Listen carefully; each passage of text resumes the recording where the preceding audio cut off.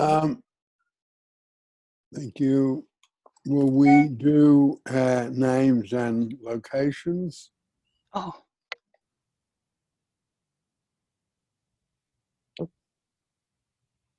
I want to talk today about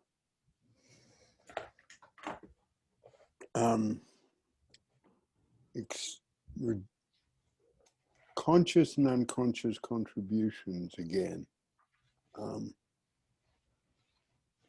Maybe before I do that, has anyone got any questions about the material or where we're going or any of that?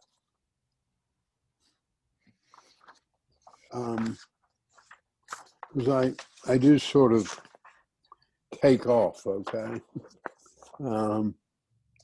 It would be nice if I made a bit more time.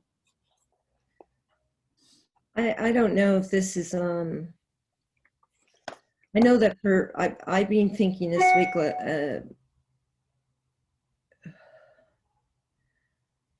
about trauma. And I wonder what the Pellin approach is to PTSD, CPTSD, or dissociative states.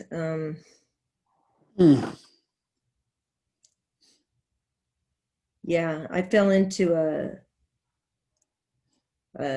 pothole there. I was triggered and pretty impressed with how unavailable my frontal lobe has been for me. Say that, I couldn't quite grasp that. Say it again. I'm sorry. I was kind of blown away that I actually, well, I'm always surprised that the unconscious is unconscious, but I got triggered on a retreat, some kind of a retreat.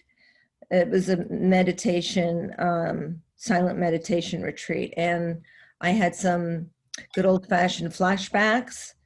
And so I was curious to know about what on earth we do with those dissociative states when we can't access the frontal lobe.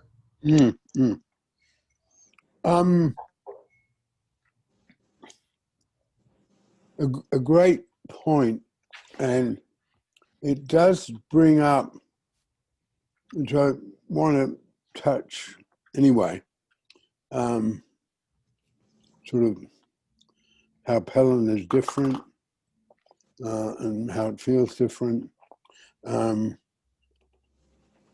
Because we approach those things in terms of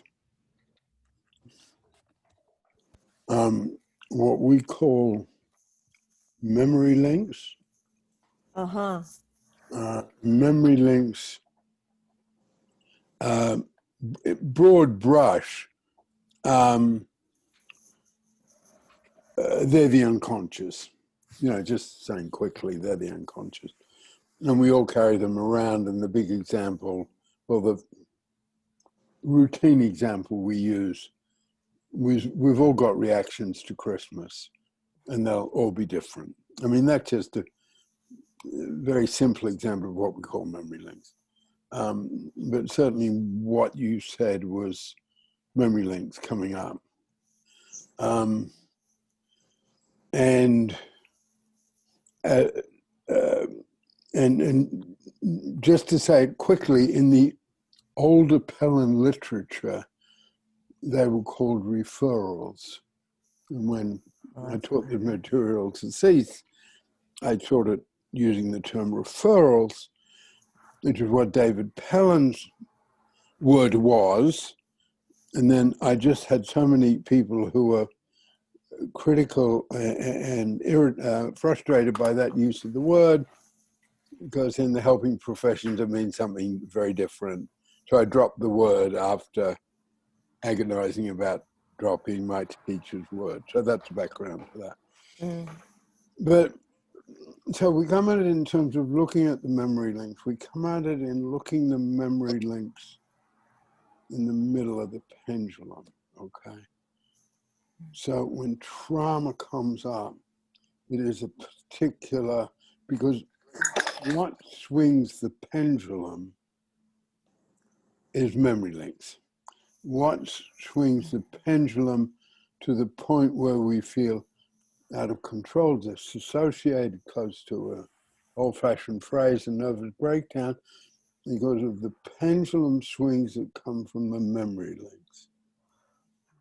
The memory link shoots our pendulum up into a high where we can become disassociated. Trauma can, the memory of trauma can sweep in on us.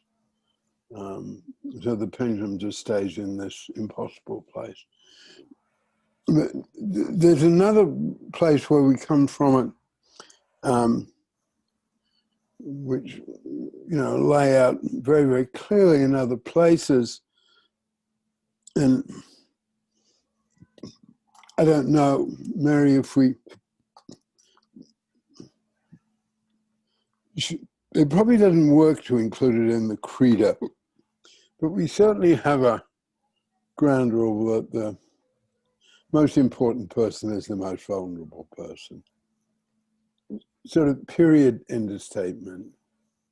So if I or anyone else within Pellin, we've got a program running and, we're all enthusiastic about it, and so it appears as everybody else.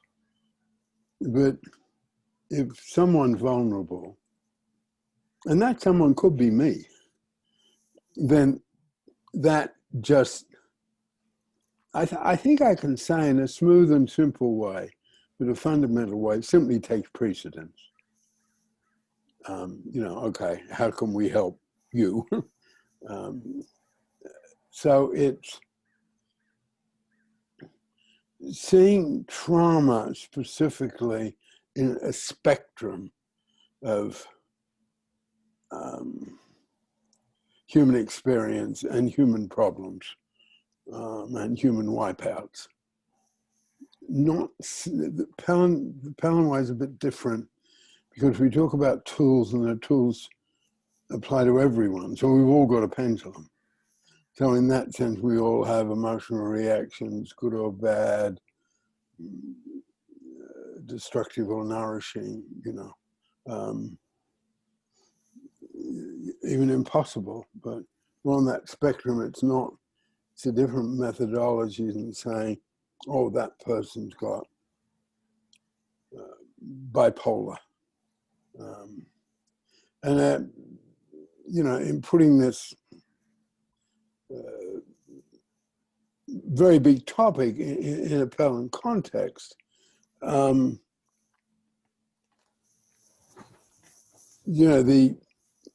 person who is most important is the person who is most vulnerable. Trauma is within the sort of spectrum of human experience, as substance abuse is.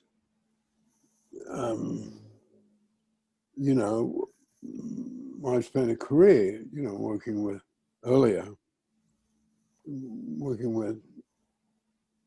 drunks and junkies.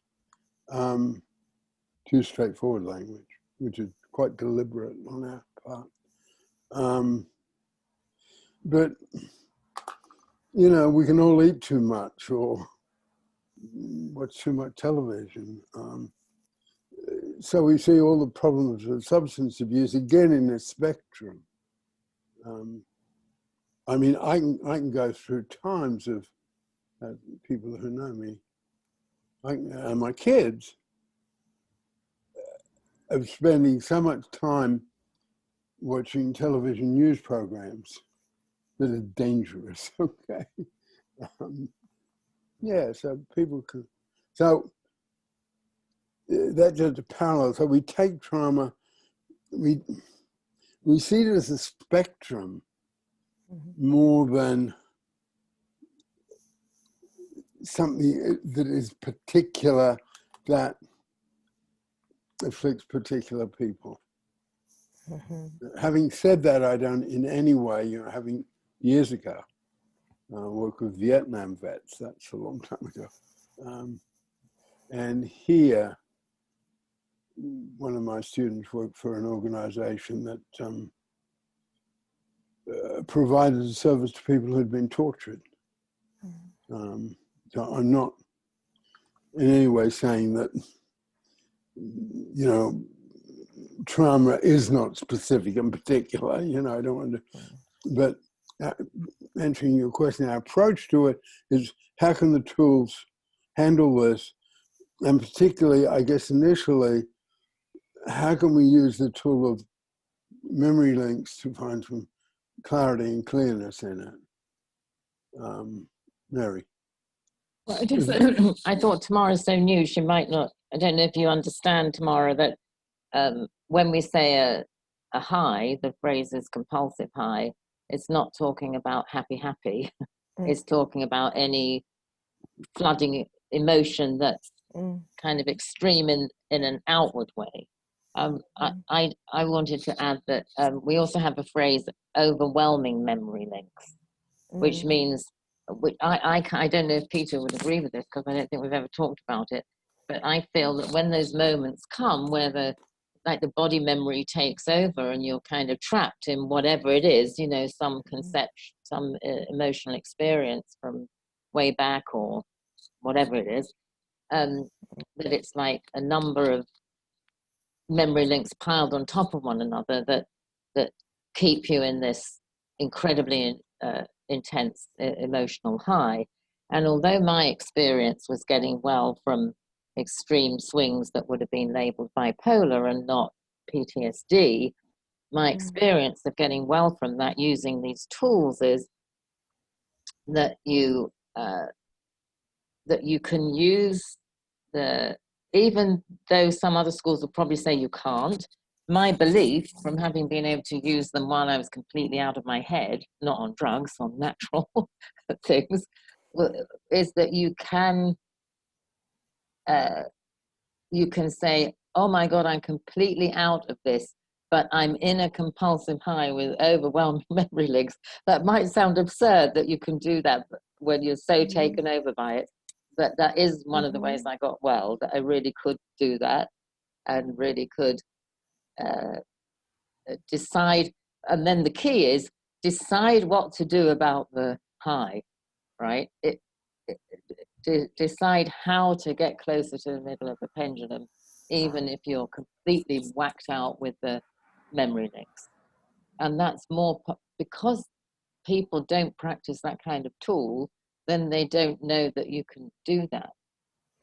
Really hard in trauma that takes you right back, and it's all body stuff. I'm not saying I'm not saying for certain how easy it would be in that situation, but I can say with certainty that it's possible in the particular kind of crazy hallucinatory places that I used to go to, where I because I was so ingrained with the tool, I can say, oh, you know, I'm hallucinating.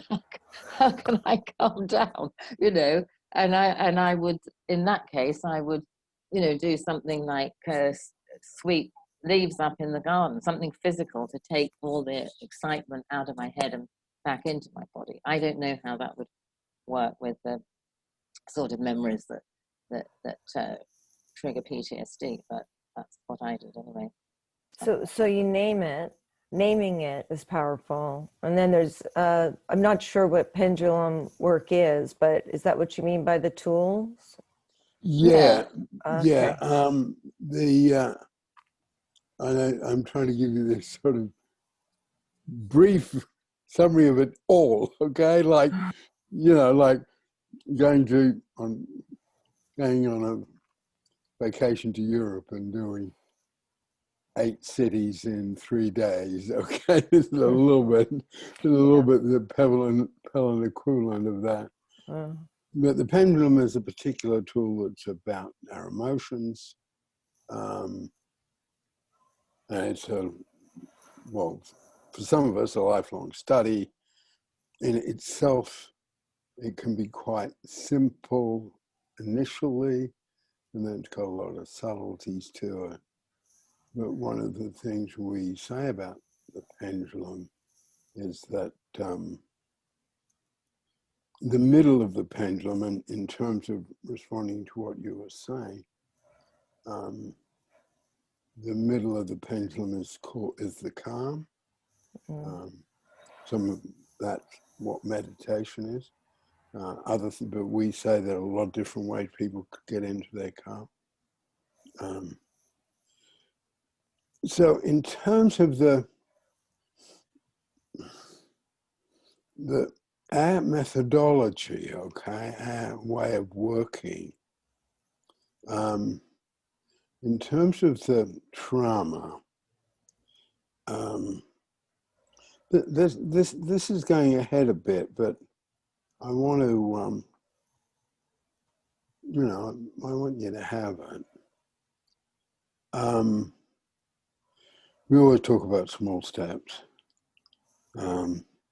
So it wouldn't be labeling it first, Tamara. It wouldn't be diving into it. It's another part of the work that is way down the way. But just to give you a sense of it, I talk about 7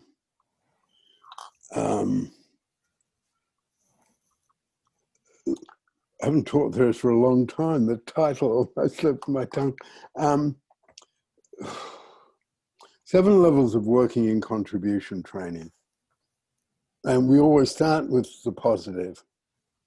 What's the positive going on in somebody's life, okay? And then we look at how is someone hurting themselves. And then we have what we call a heightened awareness of how someone's hurting themselves. And then we go into small behavior changes. And 5th, we go into what we call deep facing, which is going into all the details of the trauma, okay? So it's not a school of thought and practice that dives in. And some of that, and sort of you'll understand this,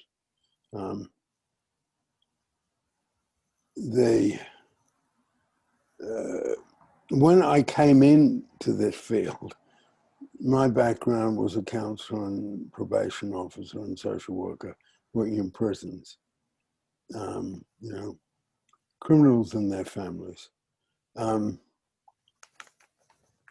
So that's a very different clientele than Esalen, okay?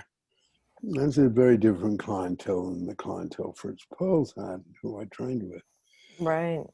And at that time it was, don't push the river, go with the flow. And I even said to him one time, I work with people who if they go with the flow, they'll drown. Right. Okay. So our approach in a sense is small steps, caution, putting in a lot of strength almost before you go into, okay, what is the trauma all about? What is my dissociation all about? We Peter? build up strength first. Yes, Elizabeth. May I provide an example of how I've been using the tool of the pendulum to deal with trauma a little more effectively? Yeah, sure. Okay. Right. So I'm still really new. I've only been doing the Pellin forums since spring. And I had a little bit of experience working a bit with Mary beforehand, but other than that, I haven't been doing this a long time. So that's your caveat. But I had occasional explicit flashbacks, but much more frequent implicit flashbacks, which, we call We call them both memory lengths here, but, you know, using the language you might understand. And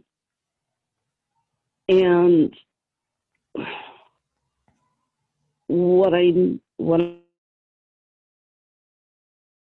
noticed the pendulum is that they would send me skyrocketing off into terrible highs of everything is a disaster, must act now.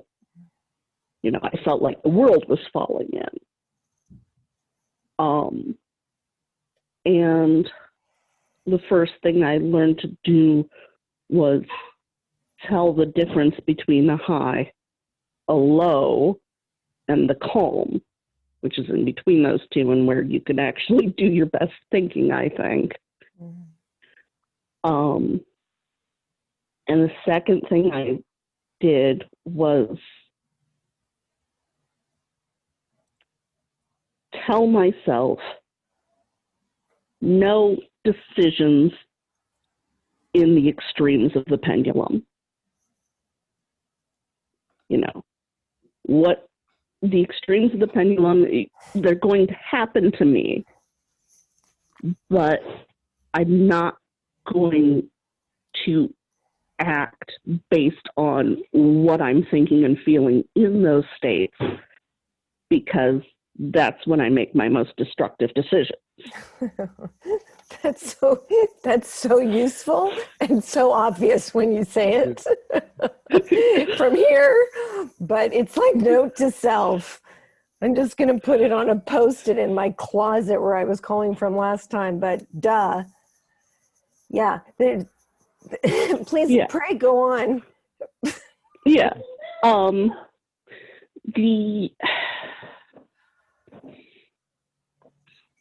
The second thing is to understand that if I get high, I'm going to get low, and I have to be prepared for that to happen. The low is when I have no energy and everything looks dark and everything moves slower.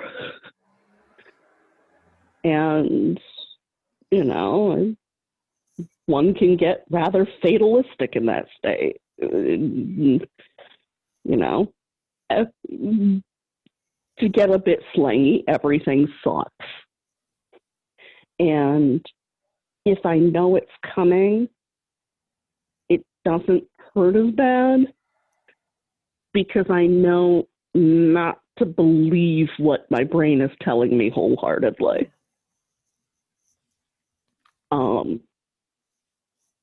And sort of the next step where I'm at now and still very much working on it is, and, you know, Mary's great at this. Mary's been doing this for years and years, is to lessen the extremes of the swings. And that is almost physiological, or, you know, some aspects of it flat out are physiological. You know, if I'm in a high and my heart's racing, I'm out the door, and my family knows me well enough now to sometimes, you know, shove me out the door, and I'm on a walk, and I walk until I'm tired, and my heart is willing to calm down. One thing I've done is physically cool my temperature down when I'm in a high. There was one time when I had a bad implicit flashback, and I sort of came back to myself laying on the bathroom floor. And I talked to my therapist about that, and she was like, you sought the coolness of the tile. Mm-hmm. And I found that for me, cold temperatures calm down the swing. And You know, there's ways to lessen the swing of a low too. But since for me at least the flashback starts with a high, if I can decrease the high, I will decrease the corresponding low, just because the nature of the pendulum is it swings back and forth. And that's where I'm at right now with that. Thank you. Thank you. Yeah. It also Yes. answers my question about that it's so purely physiological that there's very little, can leave notes or directions for myself to do this or that, but I'm not able to engage cognitively.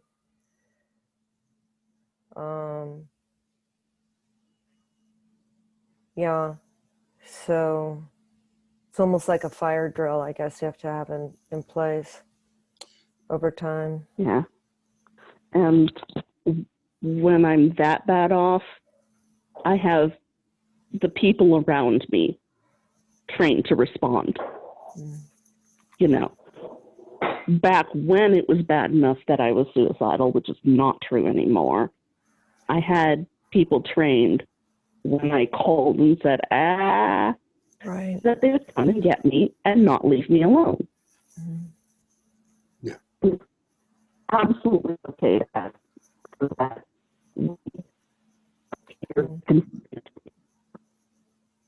Yeah, the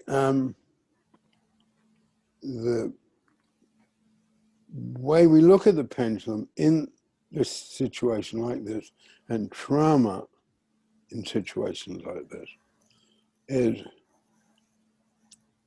if the pendulum is swinging, and particularly what Elizabeth just said, if it swings into a really big low, what we call a compulsive low. And a compulsive low, whether it's specific or just general, we see everything as negative. And you can learn to recognize that. It sort of goes like, I'm having trouble, someone saying, I'm having trouble in my marriage, and I'm putting on weight, and I didn't get the promotion at work. I'm not in touch with the bank, my bank account. The Supreme Court's a nightmare. I haven't done the shopping and there's nothing in the freezer. If you sort of look at that, what we call levels of listening, there's not one thing, everything's negative. Every single item is negative. And that's a tip off to a deep low.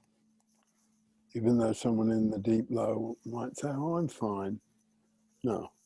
If someone's in a deep low, what Elizabeth just said, you don't leave them alone. But at the same time, that is not a time to go into the content of the trauma or the content of the flashbacks. They're sort of held until someone, and some of this is it's very precise. There's both a delicacy and a precision to the Pellin tools when you've been around them for a while. So someone comes out of that deep low and they've got the same litany of things that I just said, but isn't very long to go and the polls still look good. And there's nothing in the freezer. But there's that one bit of positiveness rather than a continuity of negativeness. And that's quite precise. And we train people to do that, and the time to go into the content of the trauma, what we call deep facing, that's when we build up these other strengths, focusing on the positive, knowing how you're hurting yourself or hurting others, others hurting you, and then have a heightened awareness of that hurt, then small behavior changes. So this is all a sort of bunch of small steps that is building up a base from which that we will stand upon when when we go into the deep facing. And the deep facing is the stuff that feeds the flashbacks, because there hadn't been any room for them. And the bit Mary said, overwhelming referral moments, is sort of absolutely true. What is often the case with a flashback, it's more than one thing. You know, the cliche is, and common sense cliches is something we respect in Pellin rather than dismiss. The way we use simple language is very, very deliberate. And just to fill you in on that, other people have heard it before because it's almost our lesson-y. But our use of straightforward and accessible language, because the aim is accessibility, often means we're misunderstood. And that's where I bring in what I call my two heavyweights. 8 words, each of which a toddler can understand, expresses one of the most profound thoughts in our language. To be or not to be, that is the question. He didn't need more than those words. And the other thing I ask people to do is Google Michelangelo's tools, and they come up with what, and it comes up on Google. And it didn't come up on Google 50 years ago when I opened Pellin. But it does now. All you got to do is Google Michelangelo's tools, and up they come. We would regard them as tools, as crude, absolutely crude, not just simple, but crude. And then I say, now Google Pietà St. Peter's, you know, Michelangelo's great sculpture. He did that with these simple tools. And the reason I bring in those, you know, I've got to be frank, some of it's defensive, Tamara, because people say, oh, you know, that's just all simplistic. And, you know, even Peter Fleming says it's like common sense. And that's why I say I bring in my heavyweights. Okay, if you're going to dismiss my work, take on Shakespeare and Michelangelo. Peter, I wanted to just ask you something, because I thought if I was new to Pellin and you said a heightened awareness of the hurt, it sounds a bit like going into the hurt, sounds a bit like feeling the hurt, you know. So I just wondered if you could explain, as I know you don't mean that, because we're not at that place of deep facing, could you just expand a bit on what heightened? Well,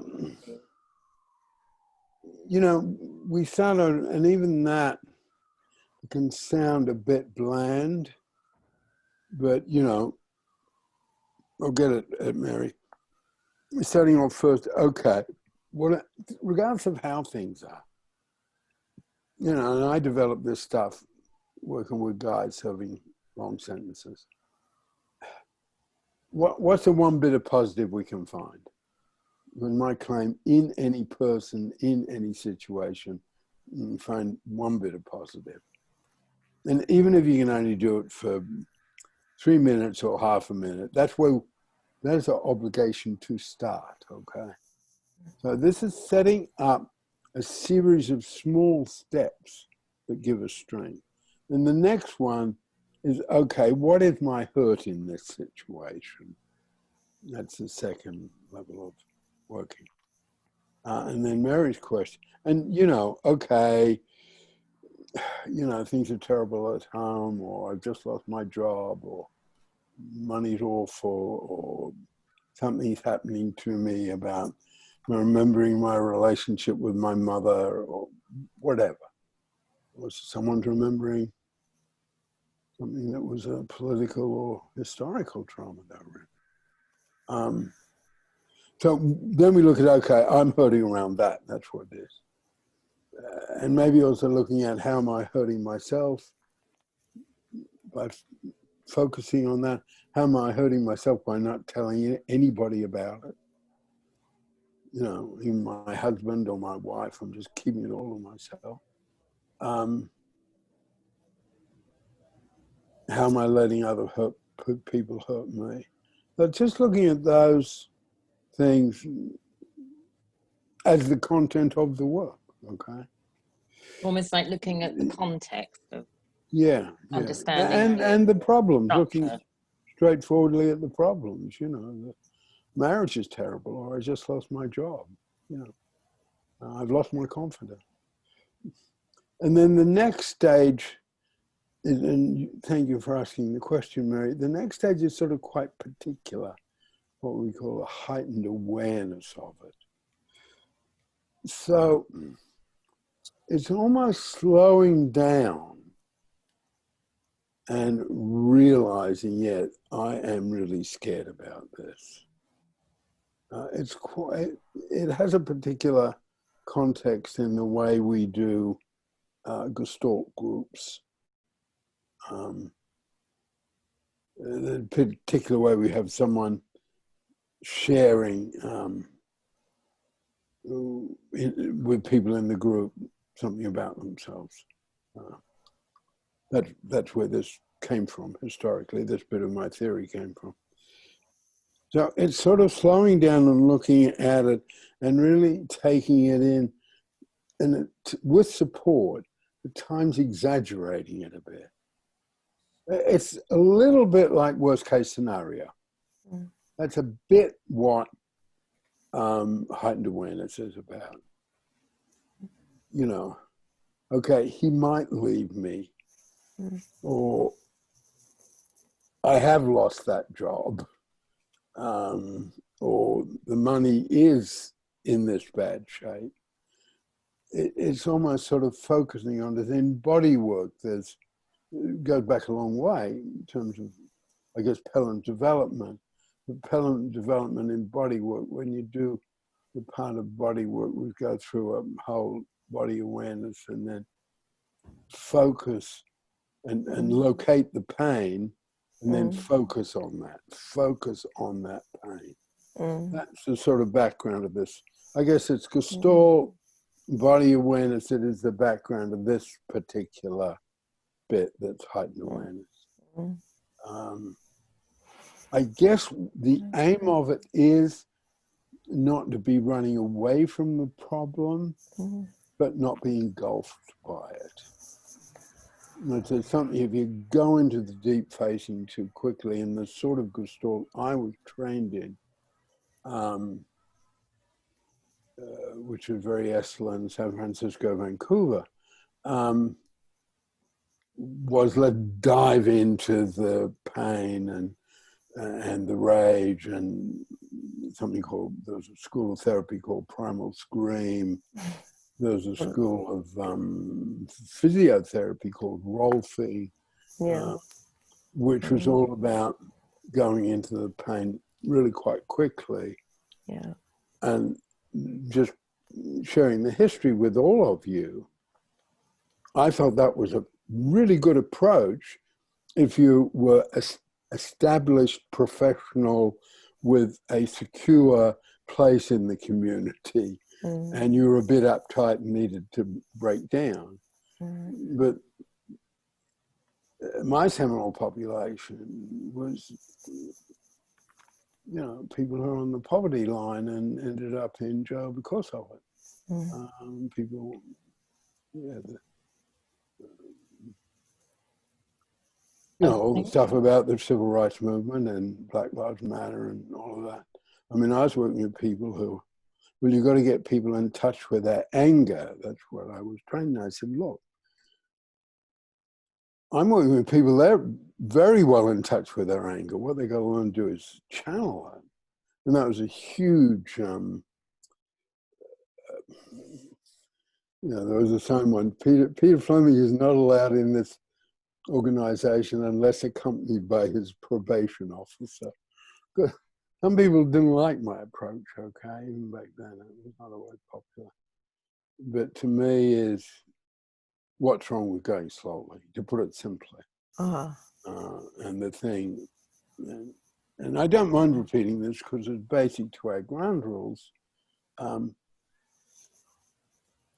If it's a risk for me to say something to somebody, then if I'm never going to see them again, I shouldn't say it. If I am going to see them again, I don't need to say it today. So it's a sort of approach where we develop a lot of almost philosophy about safety rules. About what? Safety rules. Safety. And then from that, moving on to working in substance abuse, working in the opioid crisis. I mean, you're looking at death. You don't take any risks there. So, and then fostering, where you must have the most rigorous rules. Even if they're detrimental to the kids, you still got to have the rules. You know, foster kids can't go on sleepovers, right? Or we wouldn't have that be the case for our own children. So there's, I mean, the reason I'm going on with this a little bit, there's a whole history in Pellin of finding safety and finding within safety ability to do deeper work. That was not the reason it was set up. It was set up to counter what I felt was irresponsible work, to be frank. I didn't want Pellin to go there. Mary. Yeah, I was just interested. I'm just as we listen, and it kind of started out with, if you like, a hurt-focused question. I'm just thinking about and I'm not sure where it comes in the 7 stages of working.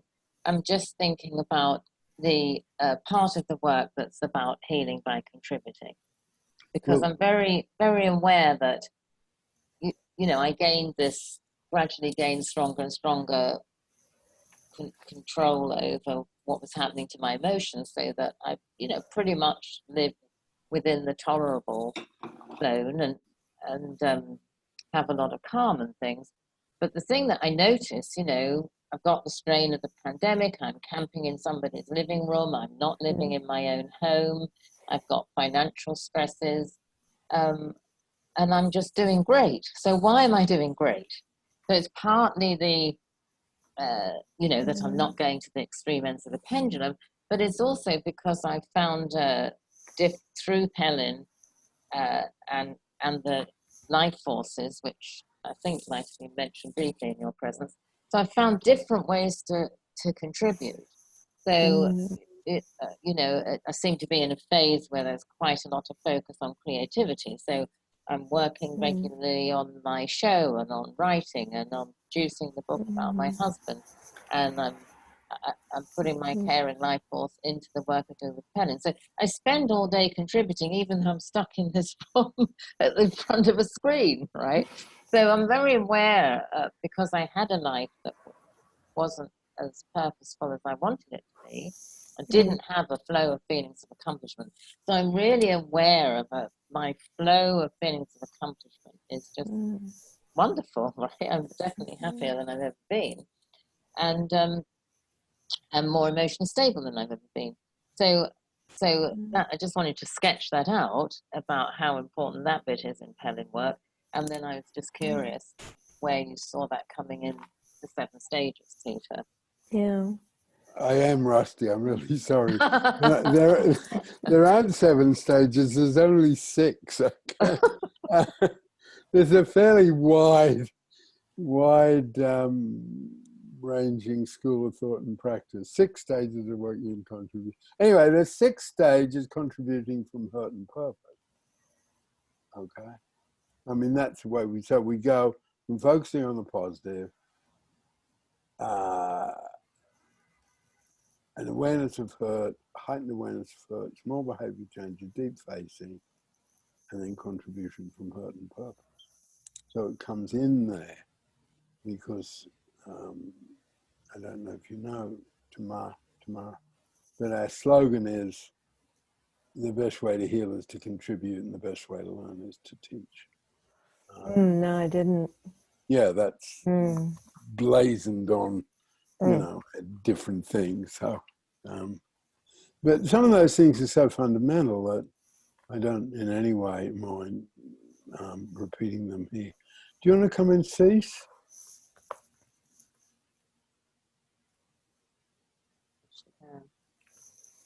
I can see. I'm a sick person today. Oh, Yeah, oh, I'm sorry. Been sick for about 3 Oh, days. sweetie. Yeah. So I'm just trying to listen. I am really Okay, taking it in though. Thank you. okay. thanks for coming, Cease, when you're not well. Okay. I Yeah, appreciate that. yeah, thoughts with you. Okay. I'll stay listening. Yeah, Okay, and hun. also in terms of our safety and ground rules, just to maybe me being a bit of nag about them, someone doesn't have to be sick to say, no, I don't want to say anything tonight. Okay. But I'm actually sick, so. Yeah. Yeah. Sort of, you know, staying on this theme, I feel that this is really fundamental Pellin stuff, okay? I mean, this is what we're all about. And, you know, how do you turn those? You might know, not everybody knows this, I know, and it probably doesn't appear on many, you know, courses in psychotherapy, but it might appear on some.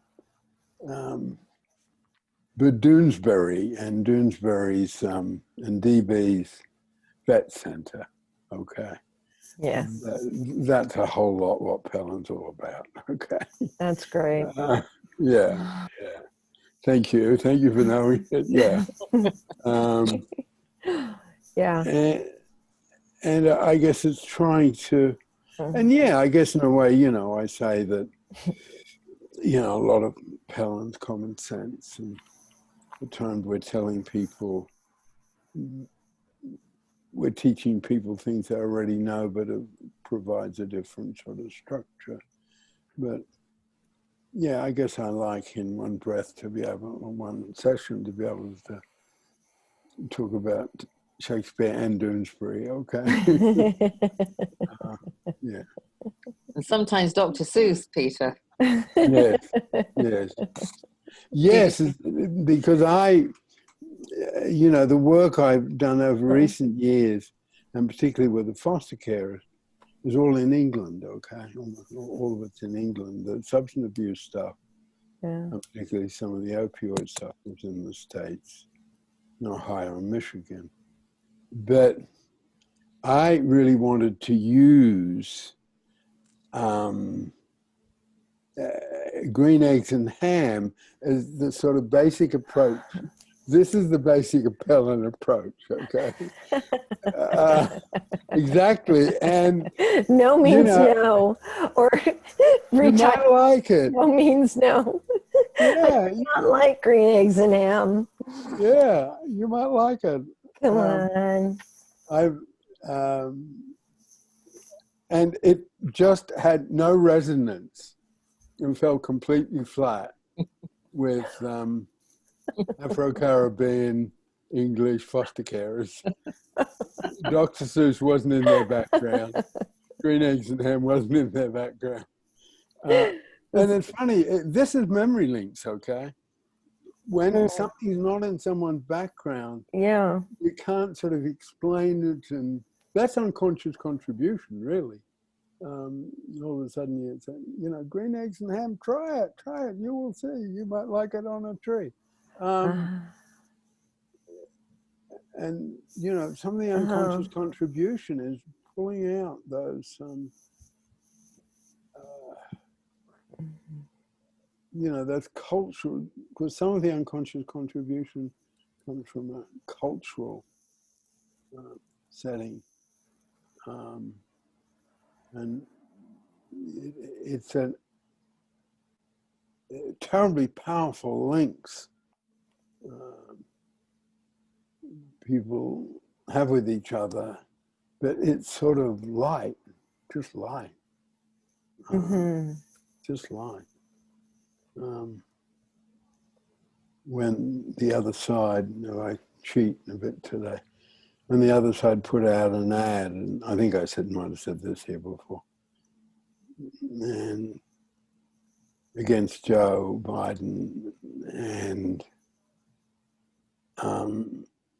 it ended with him kneeling in a church. And one of the commentators, an older guy, not one of the young ones, he just sort of laughed and said two things. You don't mess with the black church and you don't mess with the black aunties. Everyone knew what he was talking about. Everyone knew what he was talking about. And he knew that, Don't mess with the black church, but particularly you don't mess with the black aunties. That's a sort of unconscious contribution in politics. It's there, some people have got the touch, the feel, timing, and you also get it in theatre and acting. Some people have just something that goes with them. They connect. They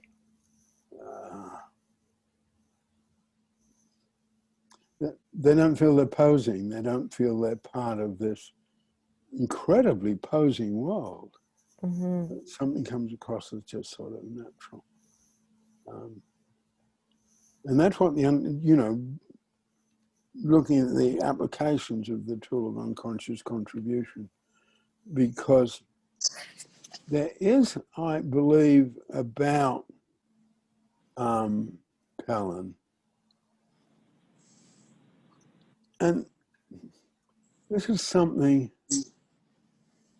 I'll say it. I turned 87 yesterday. Good Lord. Happy birthday. Thank you. And, I'm aware of time. And I guess there's something that, even with Cease and Mary going back all that time,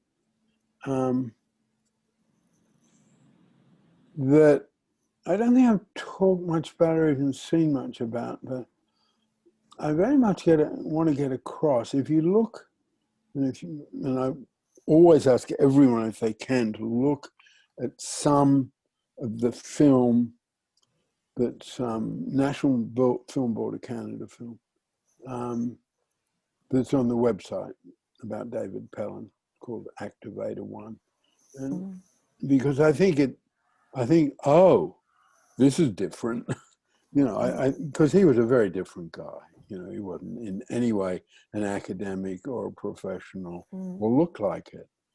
It was rather sort of bombastic and loud. He could be gauche, awkward, a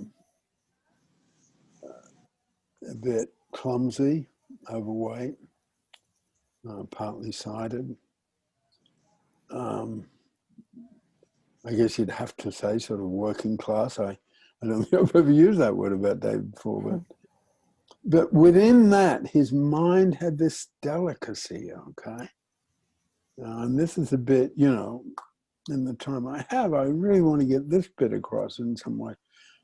And I don't think it's that, you can find other people in history, poets or playwrights or even politicians, who had a deft and gentle touch as well as a bombastic nature. I think you could say that about Lincoln. And in the concepts of conscious and unconscious contribution, there's a real sort of delicacy there.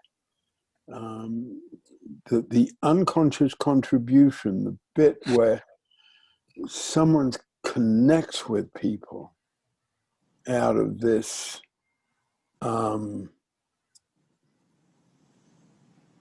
delicate, unspoken sort of ability is very, very particular. It's not mysterious because we can find it all over the place. You know, you can, if you look at Oscar night, you can almost pick up the ones who can't quite get rid of a certain phoniness. And if you look at in our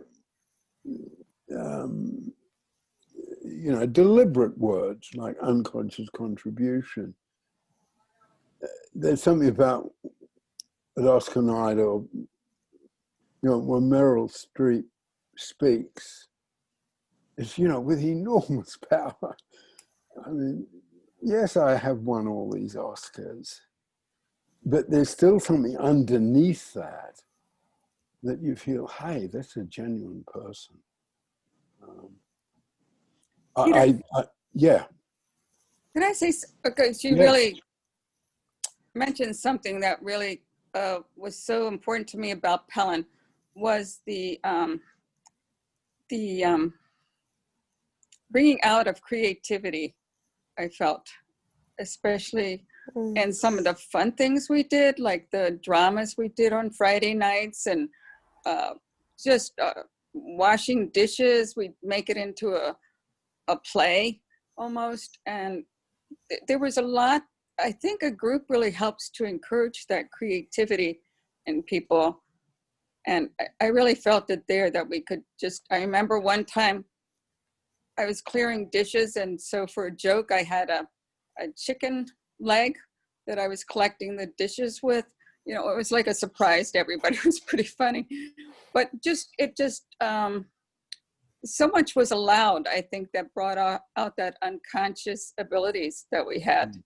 Yeah. And it's encouraged to go deep too. Also in the work, we were encouraged to go deep and find different ways to express ourselves through anger or joy or whatever. So I think a group really can help with that. It's helping me with playback theater too, to have a group to help go deep. So I think that's, I mean, some people can do it on their own, but I think a lot of us need encouragement. Yeah, no, I You're doing appreciate- playback theater? Yeah. Playback theater? Yes. I forgot. Are you here in California? No, I'm in Tampa, Oh, that's right. but they're all over the world. Oh, There's is that? Oh, that's amazing. Yeah. Look at Playback North America online. Oh, okay. So that's They're all- bringing together someone from the audience, their story, and then creating something. Yeah, that's a definite intersection of like Yeah. therapy art. Mhm. Oh, Yeah, that's look it amazing. up. I've never heard of them, see, before. Mm-hmm. Yeah. But in the way you just described it, that's absolutely the sort of thing I want to get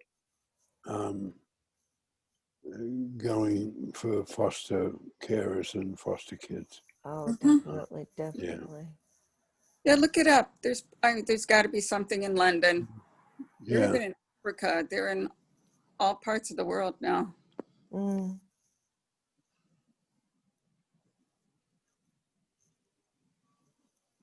Yeah, we've trained young people, so that's definitely a possibility.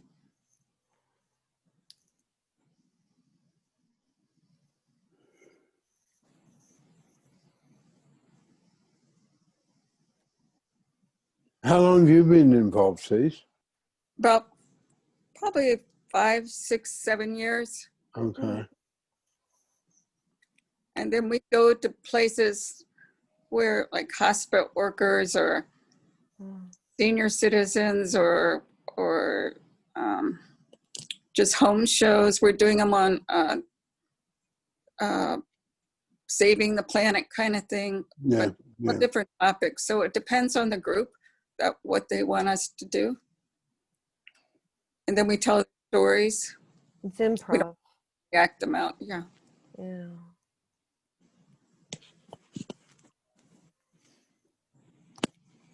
That straight sources going back to Viola Spolin and then Oh, yeah, yeah, all the way yeah. back. Yeah. Anyway, that brings out things in people quite a lot. Oh yes, yes, yeah, yeah. And for then the sure. group, the people are listening to each other's stories, and that connects them too. Yeah.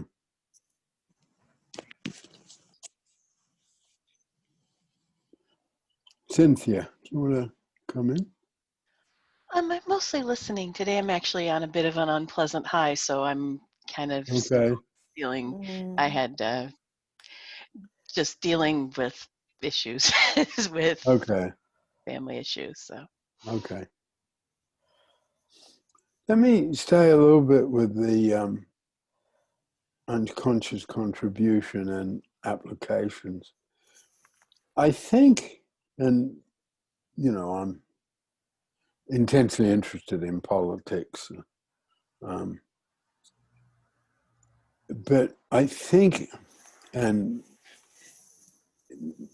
what I say is that because in England everyone has a football team that men have to have a football team that they support, and which they are then boring about, except with other supporters of the same football team. I say my football team is the Democratic Party of America, and I could bore people about all my detailed knowledge.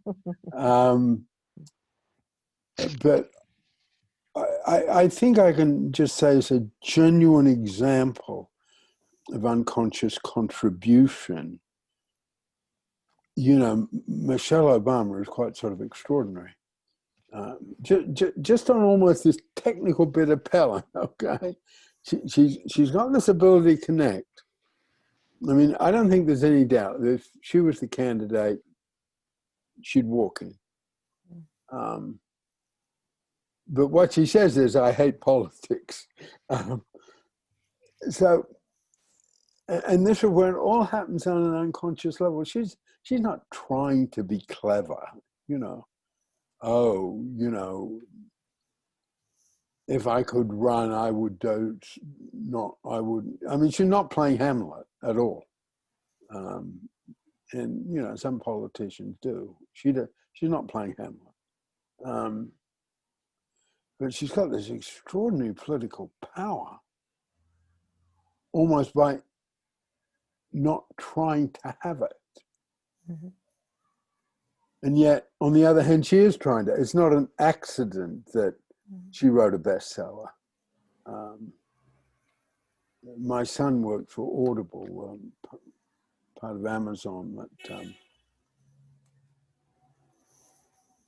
you know, does Audible books on a fairly high level. And he was part of the group that he told me the other day that decided that, well, that's not going to really sell much in England, okay? And they were sort of totally wrong. It became a bestseller in England. And they had to scramble to rectify their mistake. But being able to be sort of so forthright on the one hand, so self-protective on the other, it's a real example of what the unconscious contribution is. And you can, I mean, if she was calculating, she couldn't have done it much better. And I don't think she could have done it as well. Okay, you know, he's my husband. I signed up for this. I got to make these speeches. You know, I'm the first lady. Okay, I got to do that. And she does it. And yet she's the other person who was similar with Princess Diana. Princess Diana in England had an incredible political power. People who took her on failed very badly. Politicians, you know, senior male, elderly politicians who took her on, she took them apart. And there's something about that. And, you know, Lincoln had this political sense of being able to absolutely connect with people, almost by not trying to. And I just think that and acting are places, and that's in terms of our work, that's the and this is a bit sort of Mary's interested in the connection of the tools. That's the unconscious contribution in the performance life force, okay? We can always be fairly, a little bit self-satisfied, self-congratulatory about the unconscious contribution in the caring life force. You know, where caring shows through, da, da, da, da, da. But what I'm looking at in terms of the applications of the unconscious contribution, it is in the others as well. And when it is in the performance life force, yes, what's the line? Walking into a party as if you're walking onto a yacht.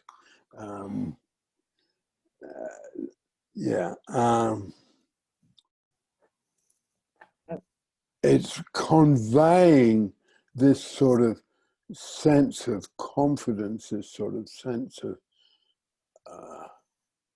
I'm not trying to, but I'm holding you. You almost can't put words to it. I mean, you know, the great political historians will put words to it. But it is really something that really communicates. And it communicates on the other side. You know, the unconscious contribution that Hitler made. So the whole, yeah, Mary. Well, you segue to what I wanted to ask you about. So I was struggling to write a little article because I like the Saturday newsletter to have something in it, you know, a bit of news or a bit of article. And so sorry if you can hear the background noise. So I brought up the unconscious contribution. We tend to think of it being positive because of the word contribution.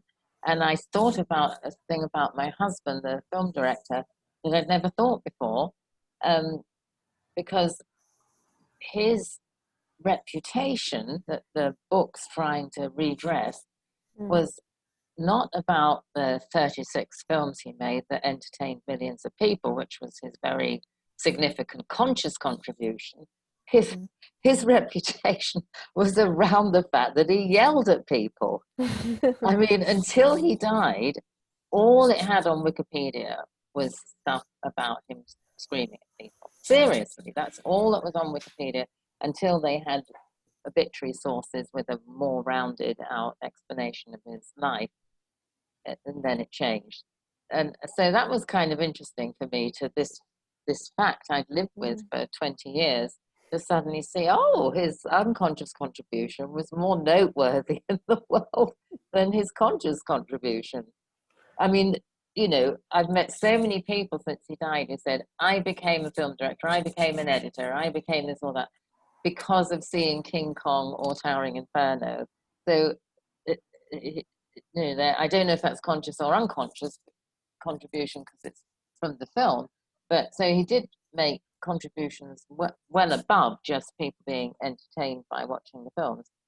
But anyway, I just wanted to throw that out there and see what. Well, the bit I'd say, yeah, there is, one of the things I wanted to tonight was to sort of put the applications of the unconscious contribution.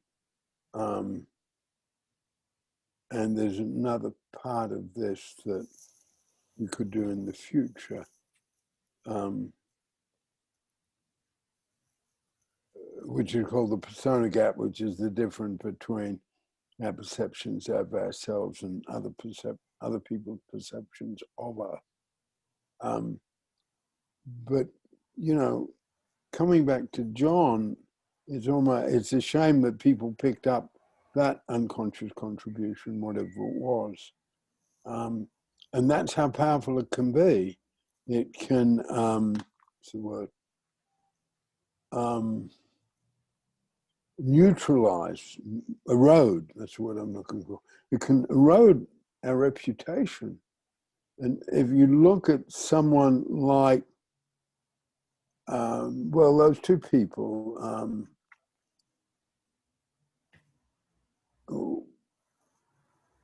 Meryl Streep and Michelle Obama, you could say, well, they're really calculating because they get it just right. No, they're not calculating because that's why it's effective. They are, they aren't, they are, they aren't, they are, they aren't, almost. And there's something, and that's what I want to say about David's mind, there's something really delicate about the unconscious contribution and how it can work for people. And I think in terms of common sense, some people have a sense of it. The two of them certainly do. And some people don't and get hurt by it. And Jo's just joined us, Peter. When you can, she wants to say something. Yeah, sure. Hi. Thank you. Thank you. Hiya. Sorry I'm late, Hiya. everybody. Hi. I was thinking, Peter, is unconscious contribution the same as inadvertent contribution? Because I was thinking, say, in relation to Hitler, one of the inadvertent things he did for many German people was showed them their political limits. He showed many German people they didn't want to be Nazis, that they had better principles than he did. And I would think that's an inadvertent contribution, isn't it? Yes. Almost unintended consequences, I think, can really come out of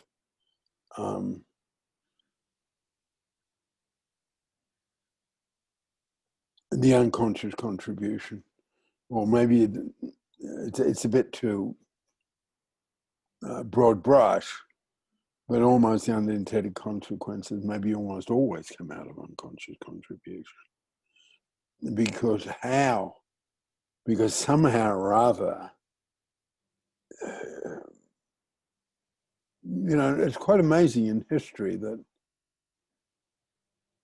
Germany went through that and then became sane. Yes. I mean, that's so, I mean, if you stand way, way, way back from it, that is a sort of miracle in human evolution.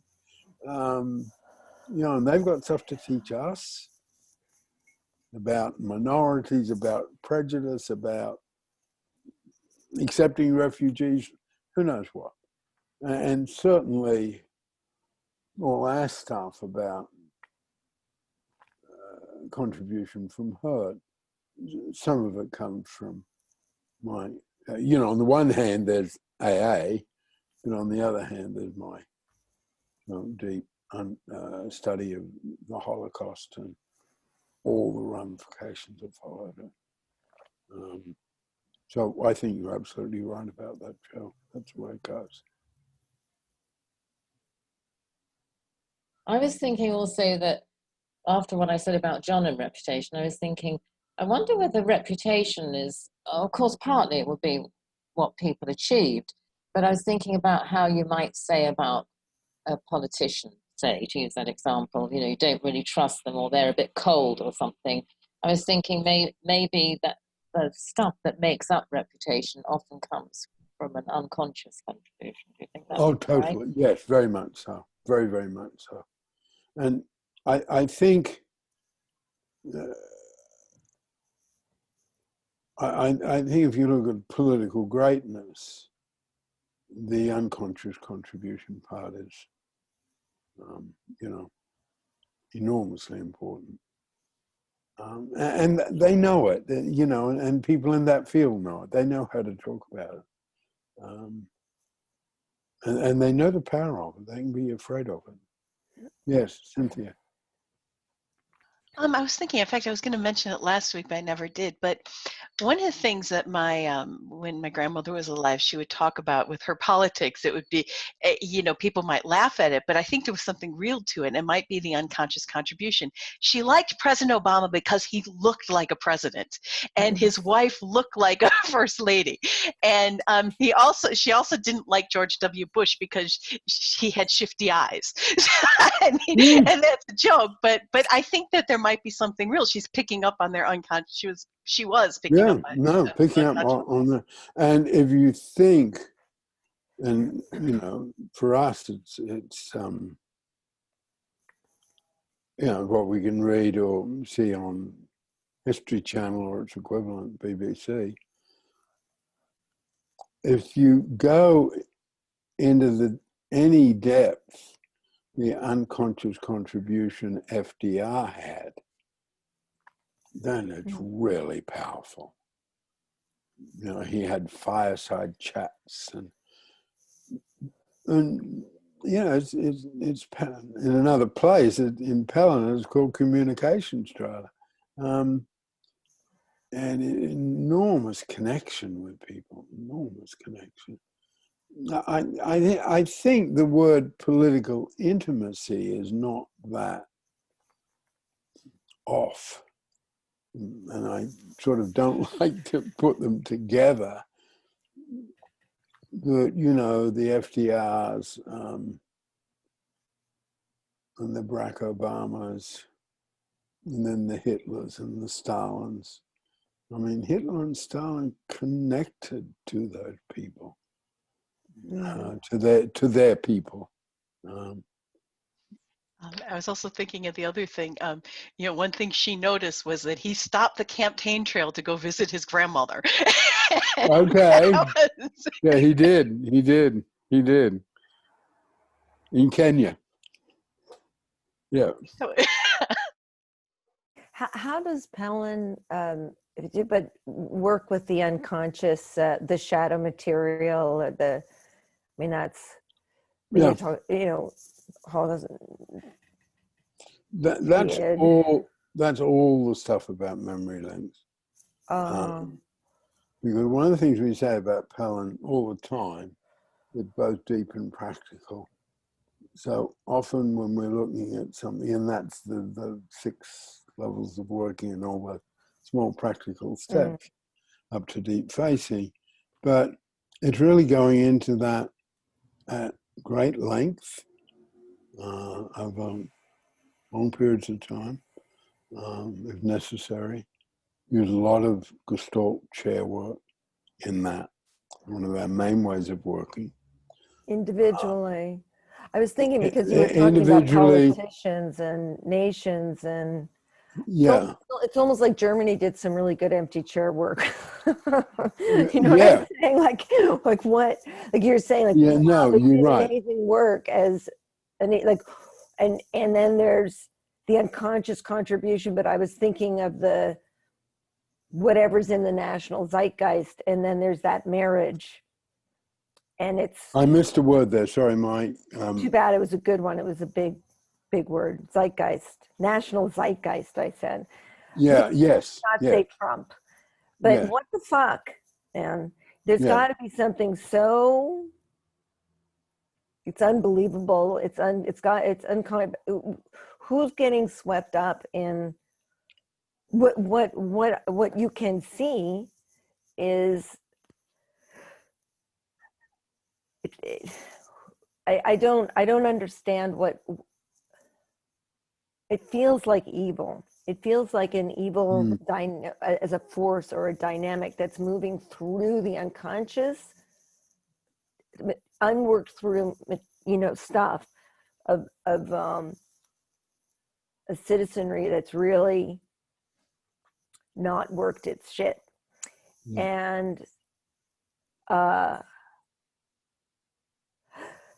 So the only way I can understand it is that Trump is talking unconscious contribution to very loud and clear to a persuasive number of people who are really fucking loud and violent about whatever it is that's got opened up, and I'm still trying to understand, all the bats and stuff are flying out. But anyway, that you were talking about, politics and psychology, and what the fuck? I mean, here, election. The people, there's so much somaticizing going on at this point here in the country. I feel like everybody is on a countdown to feeling some horror or betrayal, or I don't know what, but there's dread. Yeah. I'm in San Francisco, so I don't speak for anything but my zip code and immediate neighborhood. I've realized that. Well, it's Nancy's hometown, isn't it? A lot of power there. Yeah, but it's not representative. Yeah, no, I get that. But The way you think about the shadow. Yeah, I have an interest in that. We've got to stop in a moment, but I have an interest in that, and with Mary's help, I'll try and make it available. I think I mentioned it here. I can't remember, but London's a sort of particular place. I lived there for years. I don't live there now. Anyway, I belong to this group called the South London Philosophy Circle, and we meet in a very London pub, a little room upstairs on the first Sunday of every month. And of course, it got blown out of the water with COVID. And then someone found to put it on Zoom. The reason I put that background in, that's a sort of forum for me to, look at some of the wider issues I've looked at. And I presented a paper there that I call Ships That Pass in the Night, and I called it the philosophical implications of the connection between therapy and politics. And one of the things I was saying there, and this addresses, how do you address those things? I agree with you completely. And I feel we're just ships that pass in the night and don't connect with each other. And I feel both the political, there was something once called politics is the personal and personal is politics. But wisdom, my view is that the wisdom on the one hand, that's in psychotherapy, although we're not very good at delivering it, and we can look like, arrogant glitz. And the earthy sort of feet on the ground of politics, what they've got to offer each other, and they don't meet. I mean, particularly in this day and age, I'm not sure a congressman could, I'm not sure a psychiatrist could run for as a Congress seat. Exactly, and both these sides have a great deal to offer, and that's why I use the image ships that pass in the night. And I feel in some ways that's just really sad. And in that place, I look at Cease. Yeah, this really speaks to something I've been learning. I've been working with something called Friends Committee on National Legislation. And so what they do is target different Congress people about specific issues. And I mean very specific issues, not the whole. If you looked at Marco Rubio's whole record, there would be a lot of things that I wouldn't agree with, but there are some things. So one of the principles is to try to look for that goodness, or finding that in the other person. And so, so I was able to work with a group that we were talking to one of Rubio's aide about the SNAP program. That's a program for food for children and youth in the US and housing. And so I was able to bring in some of my experience of working with youth that have been undernourished and also living in horrible houses. You would not believe the houses in Florida. Just, Oh. and I've been doing telehealth programs, and I see the inside of their houses. Mm. Some of them don't even have it inside. They're like living in a tool shed. It's horrible.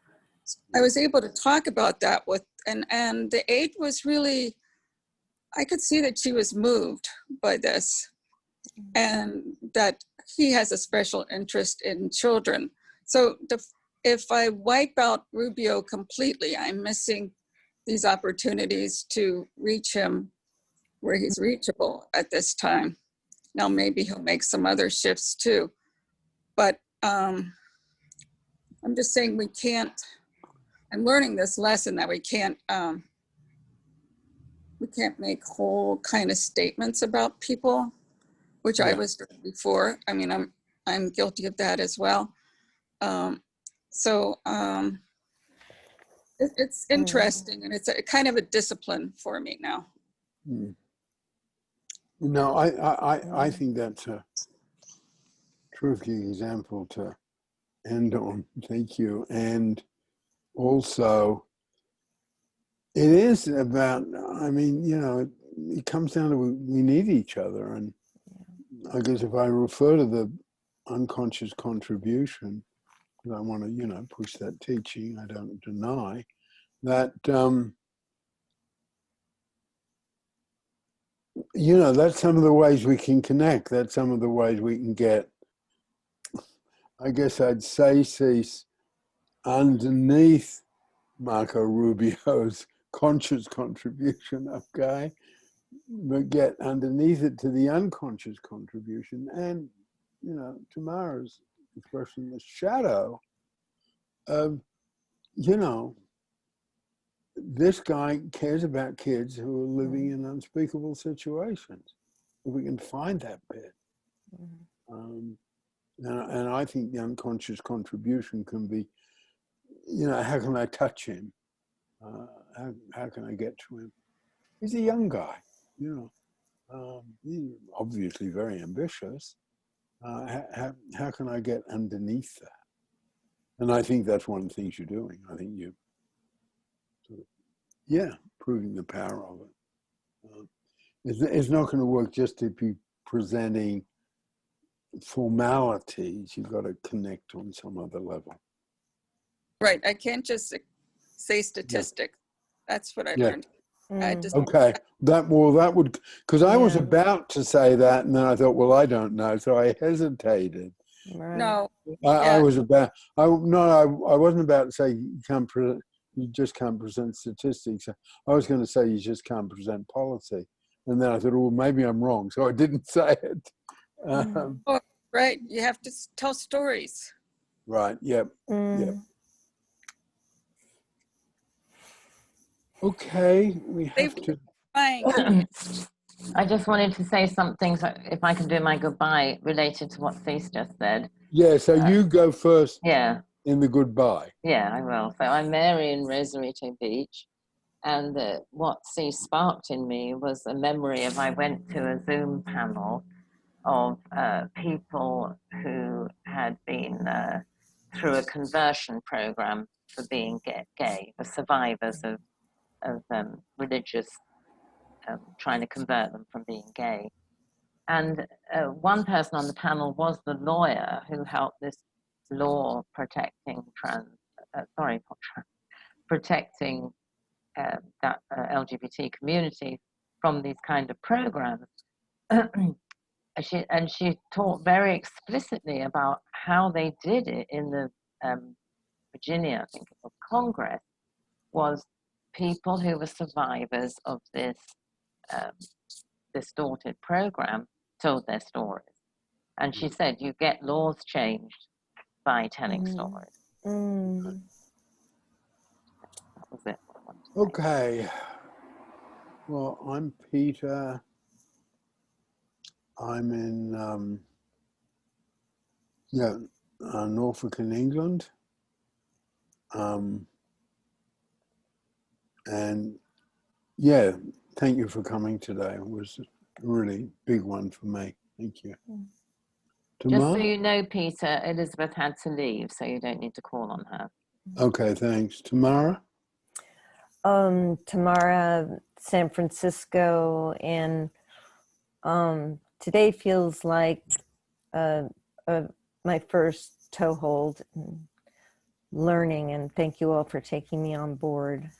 I really appreciate you, all of you. Thank you.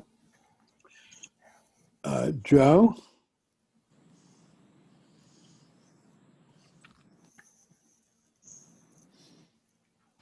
Hi, I'm Jo. I'm in Yorkshire, England.